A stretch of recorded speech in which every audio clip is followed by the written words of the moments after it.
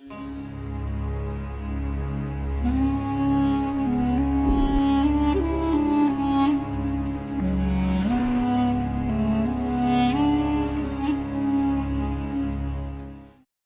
saya rasakan saja. Jadi saya itu duduk tadi merasakan banyak hal. Yang pertama kangen. Saya kangen sama orang-orang tua yang soleh. Sekarang banyak orang tua yang sudah nggak ada. Orang-orang tua yang soleh itu, beliau rahimahumullah, seperti diceritakan tadi, lihatnya saja udah menenteramkan jiwa. Kisah-kisahnya sulit dicari tandingannya. Kisahnya bukan kisah yang dibuat-buat, nggak perlu pakai sutradara, nggak perlu adegan demi adegan. Kisah kecil menurut orang tetapi besar menurut Allah Subhanahu wa Ta'ala. Contoh, saya pernah lihat foto almarhum Habib Anis dan Habib Ali bin Ja'far Al-Idrus Batu Pahat, Malaysia. Foto yang saya temukan hanya satu foto itu ya. Dan di Google sudah tersebar foto itu ya, kalau dicari ya nanti ada. Di mana Habib Anis duduk bersila, Habib Ali bin Ja'far Al-Idrus juga duduk bersila. Dua-duanya duduk bersila, sama-sama merendahkan diri. Tapi nggak pakai kalimat-kalimat yang merendahkan diri. Nggak pakai ngomong antum begini, enggak. Nggak banyak ngomong, diam, santai, ngobrol biasa, tapi kelihatan merendahkan diri. Di situ saya terenyuh. Habib Ali bin Ja'far Al-Idrus ini makomnya bukan sembarang makom. Makomnya luar biasa, karena satu-satunya orang soleh yang saya diwasiati Habib Anis untuk pergi ke sana menemui hanya Habib Ali bin Ja'far Al-Idrus. Novel, kamu sana temui Habib Ali bin Ja'far Al-Idrus. Mau diajak waktu itu, tapi Habib Anis meninggal duluan ya. Makanya saya berjuang sampai ke sana. Habib Ali bin Ja'far Al-Idrus ini Batu Pahat, Malaysia, radhiyallahu anhu rahimahullah. Subhanallah, rumahnya sederhana, orangnya sederhana, kamarnya sederhana, lemarinya cuman rak kecil dikasih kain. Saya langsung ingat Nabi Muhammad SAW. Saya ingat ketika Rasulullah sallallahu alaihi wasallam, afdhalul makhluk indallah, Habibullah, kekasihnya Allah, yang paling dicintai Allah, yang paling mulia di sisi Allah, yang paling semuanya serba paling. Tapi beliau tidur berbaring di pembaringan yang sederhana. Di sampingnya itu lemari hanya rak yang ditutup kain. Kalau kena angin isinya kelihatan semua. Jadi af'aluhum, perbuatan-perbuatannya orang-orang soleh terdahulu tuh nggak banyak ngomong. Itulah contoh Nabi Muhammad SAW. Lihat langsung, lihat Rasulullah SAW. Kenapa? Qadaman ala qadamin. Setapak demi setapak, selangkah demi selangkah. Masing-masing mengambil bagian dari Nabi Muhammad SAW. Masing-masing mengambil bias-bias cahaya Nabi Muhammad Sallallahu Alaihi Wasallam. Kemudian kalau kita lihat Habib Ali bin Ja'far Al-Idrus, dari gambar yang ada di situ, pakaiannya sederhana, biasa. Tetapi semua pembesar-pembesar orang-orang soleh Bani Alawi, semuanya pengen ke sana, pengen ketemu. Ada apa? Ternyata at-taqwa hahuna. Takwa itu tempatnya di sini. Ditunjukkan dengan akhlak yang mulia, akhlak yang luar biasa orang-orang soleh terdahulu. Itu satu contoh. Ini kalau contoh satu ini diuraikan panjang lebar. Contoh yang lain. Saya kebetulan dulu suka gerilya kisah-kisah orang-orang soleh terdahulu. Paman saya, Al-Amali bin Ali Al-Habsyi di Solo. Semoga Allah panjangkan umurnya dalam kesehatan, ketaatan, kebahagiaan. Beliau julukannya Ali Bakso. Karena di Solo yang namanya Ali Habsyi banyak. Harus ada julukannya. Kenapa julukannya Ali Bakso? Karena dulu pernah jadi karyawan orang jual bakso. Karyawan ya, bukan jadi bos. Karyawan orang jual bakso. Sekarang bos besar. Sekarang bos besar. Habib Ali bin Ali Al-Habsyi Al-Mulaqab bil Bakso, Habib Ali Bakso Al-Habsyi Solo ini pernah cerita sama saya waktu ya Habib Abdul Qadir bin Ahmad Asgaf Jeddah datang ke Indonesia di Jakarta, bermalam di rumah Habib Umar bin Muhammad Mulakhailah almarhum. Habib Abdul Qadir bin Ahmad Jeddah, orang tuanya Alawiyin yang sudah meninggal dunia, satu dari 7 orang yang dikasih nama langsung oleh Habib Ali Habsyi. Habib Ali Habsyi Sahibul Maulid Simtudurar rahimahullah didatangi oleh Syekh Abdul Qadir Al-Jilani radhiyallahu anhu dalam mimpi. Kemudian Syekh Abdul Qadir Al-Jilani radhiyallahu anhu berkata pada Habib Ali Al-Habsyi, "Wahai Ali, tolong ingat-ingat dan sebut-sebut aku di majelismu. Wahai Ali, tolong ingat-ingat dan sebut-sebut aku di majelismu." Ini permintaan daripada Syekh Abdul Qadir Al-Jilani radhiyallahu anhu. Maka pagi harinya datang ada satu Habib di Hadramut bawa anaknya baru lahir. Ini anak saya baru lahir, tolong kasih nama Habib. Langsung Habib Ali kasih nama Semi Abdul Qadir, beri nama Abdul Qadir. Itu Habib Abdul Qadir bin Ahmad Jeddah. Kemudian yang kedua, ayahnya Habib Syekh Abdul Qadir ya bin Abdurrahman Asgaf Solo. Datang juga ayahnya ini. Ini anak saya laki-laki minta nama, kasih nama Abdul Qadir. Semua yang dikasih nama Abdul Qadir di masa itu 7 orang, semuanya jadi wali besar. Yang mau saya ceritakan Habib Abdul Qadir bin Ahmad Jeddah rahimahullah. Beliau bermalam di rumah Habib Umar bin Muhammad Mulakhailah. Bermalam di sana. Habib Anis ada di situ, paman saya juga ikut rombongannya Habib Anis. Ikut. Nah inilah bejonya orang kalau ikut orang soleh. Iya. Untungnya orang kalau modal nunut orang soleh, kumpul orang soleh, nanti ketemunya orang soleh. Kalau kumpul orang salah, ketemunya orang salah. Pilihan kita mau kumpul orang soleh atau orang salah. Nah, kebetulan paman saya dulu pernah nyantri di Darul Aitam. Paman saya itu lahir, kakek saya dari ibu, karena paman Nikhol, paman dari ibu ya. Kakek saya Ali Al-Habsyi itu pelayannya Habib Husain Al-Haddad. Tetangga pelayan, ya, dulu para habaib itu satu dengan yang lain siap melayani. Walaupun sama-sama Habib, tapi jadi khadimnya, nakhdumuh. Melayani Habib Husain Al-Haddad. Kalau ada tamu yang bagian nyembelih kambing, itu kakek saya. Bagian nyembelih kambing, masakan. Nah, ketika kakek saya meninggal, paman saya masih dalam kandungan. Ini paman yang paling kecil, ya, masih dalam kandungan. Saat itulah dikasih nama akhirnya Ali. Kenapa kisah nama Ali? Karena lahir ayahnya namanya Ali. Oleh Habib Husain Al-Haddad, indahnya orang dulu. Tanggung jawabnya kepada pelayannya, tanggung jawabnya kepada pecintanya, tanggung jawabnya kepada sahabatnya. Seluruh anak kakek saya langsung diambil anak oleh Habib Husain Al-Haddad. Disusukan ke istrinya, yang laki-laki ditaruh di Darul Aitam. Semua paman saya tuh yang laki-laki di Darul Aitam. Ya, yang perempuan ditaruh di Malang, kemudian ditaruh di Tuban. Saya cerita ini harus lengkap, nanti biar jenengan antum tahu faedahnya di mana. Ya, faedahnya di mana. Nah, paman saya pernah di Darul Aitam. Darul Aitam waktu itu syaratnya kalau udah balik harus pergi. Udah balik, ya, harus pergi. Karena ini Darul Aitam, rumah anak-anak yatim. Kalau udah balik bukan yatim lagi. Pergi tapi udah lengkap bekalnya. Ilmu dunia diajarin, ilmu kerja diajarin, ilmu akhirat udah lengkap, ilmu alatnya udah cukup. Jadi ngerti bagaimana cara cari barokah dari orang-orang soleh. Maka tumbuh dewasa, kerja dan seterusnya sampai jadi Ali Bakso. Ikut Habib Anis ke Jakarta, ketemu Habib Abdul Qadir bin Ahmad. Paman saya kemudian minta izin. Saya pengen ketemu Habib Abdul Qadir, pengen mijitin Habib Abdul Qadir. Diizinkan. Habib Abdul Qadir tengkurap dipijitin. Yang mau pijit tengkurap ya, kalau telentang nggak bisa mijitin punggung itu. Dipijitin.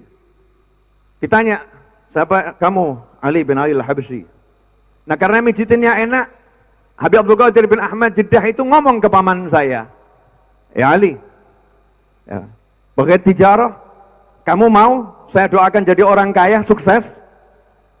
Jawabannya, ya Habib, ini jawabannya orang yang ikut orang-orang soleh ya.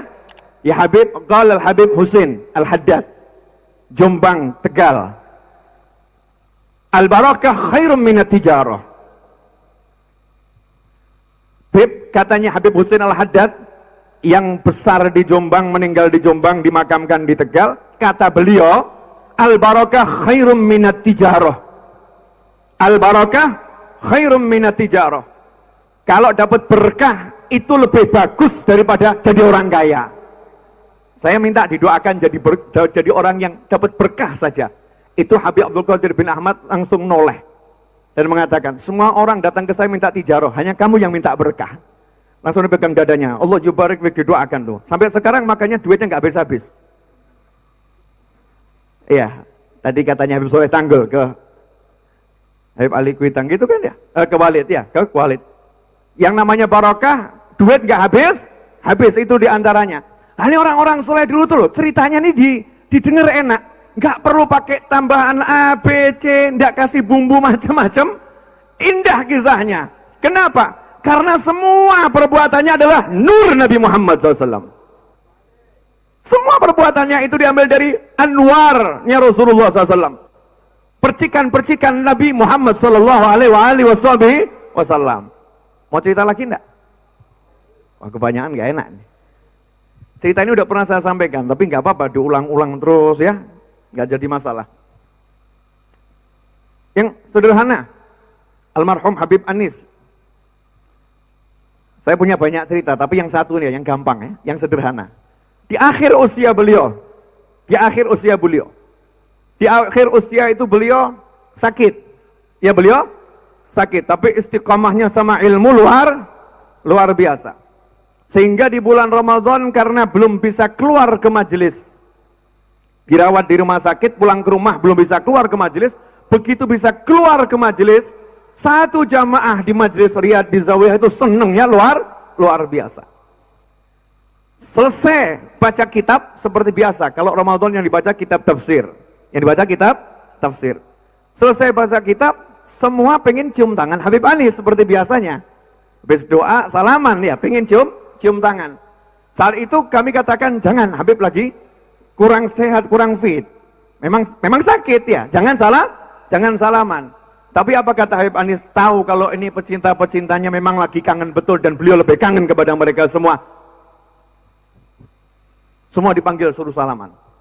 Kaget kami, semangatnya kok luar biasa. Salaman. Maka semua berjalan. Saya contohkan ya. Anggap beliau Habib Anis. Habib Hud ini Habib Anis.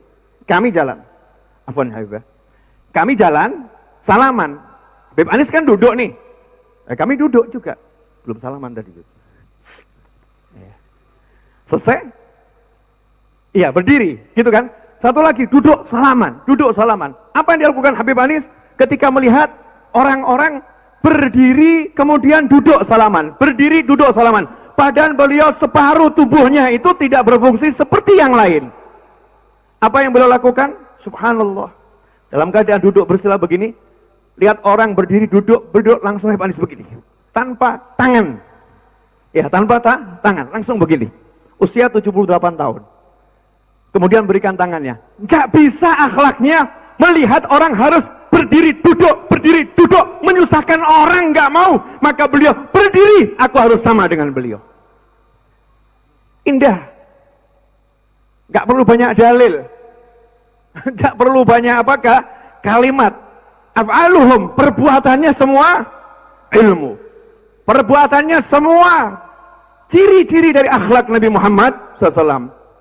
Satu cerita lagi, masih Habib Anis.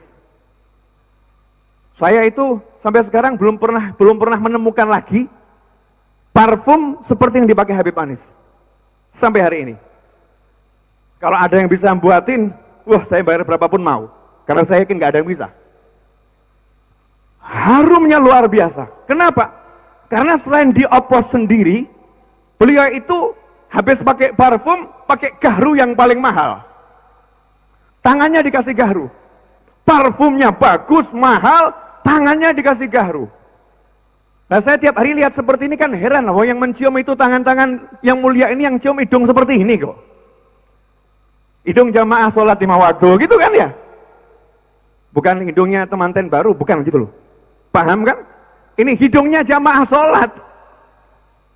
Dalam hati saya bertanya, kenapa harus semaksimal ini tangan diharumkan? Beliau duduk terus ngomong ke saya, Novel, orang-orang ini sudah mau menghormati tangan saya, maka saya akan menghormati hidung mereka. Orang-orang ini sudah mau menghormati tangan saya, maka saya mau menghormati hidung mereka. Fakafi'uh. Kalau ada orang berbuat baik kepadamu, sabda Nabi Muhammad SAW, fakafi'uh. Balaslah kebaikannya dengan kebaikan yang serupa, minimal seperti itu. Dicontohkan langsung dengan perbuatan.